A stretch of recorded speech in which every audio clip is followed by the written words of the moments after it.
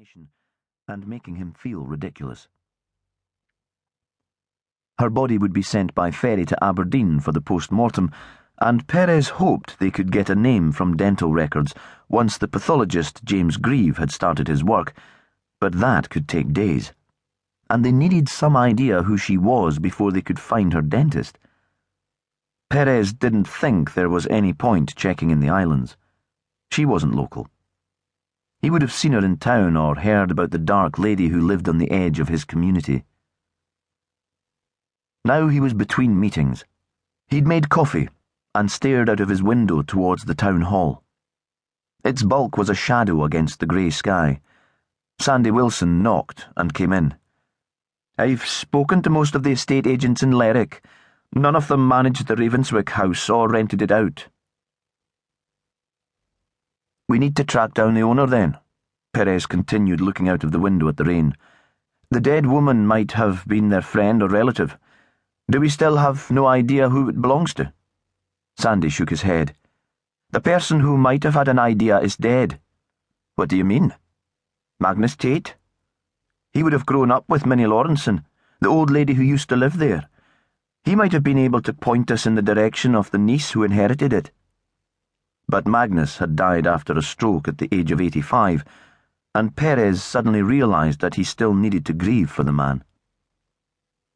Magnus had been a part of his life for the past few years. The landslide cutting short the funeral had disturbed the natural process of mourning.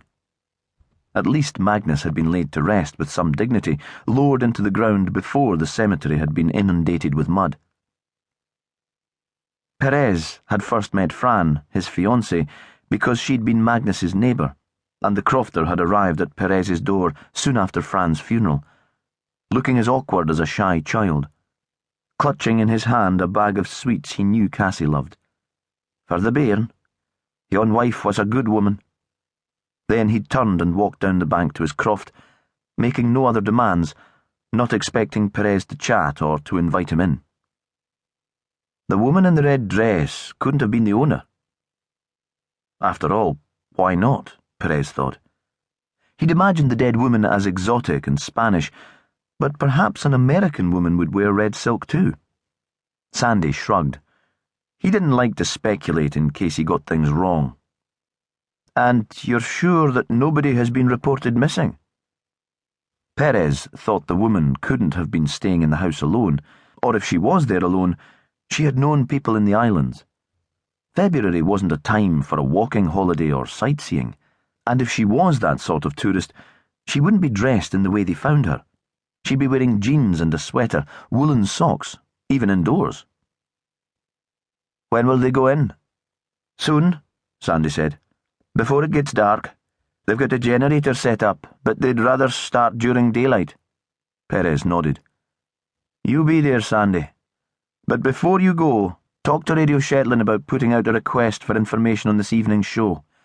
A phone number for the owner or a contact. She'd have somebody to clean the place between visitors and to hold the keys, and a description of our mysterious woman." "We weren't in time to get the dead woman onto yesterday evening's ferry," Sandy said, as if he'd just remembered and this was something Perez should know. "She'll be going south to Aberdeen tonight. James Grieve is ready for her." "It would be good to have a name before James starts the post-mortem," Perez said. "I'd like to tell the relatives what's happening before he begins his work." His phone rang. He was expecting a summons to another meeting, but it was Catherine Rogerson, the young woman who'd recently taken over as the teacher at Ravenswick School. "I'm afraid we're closing the school today, Mr. Perez. The engineers department wants to survey the hill all the way up along to Gillsgarth. It might need shoring up from the road. If there was another landslide there, the school would be right in its path, and we've been advised we have to get all the children away." She still sounded like a child herself, rather earnest and desperate to do the right thing. Perez knew her father, who was a lawyer with an office just off Commercial Street.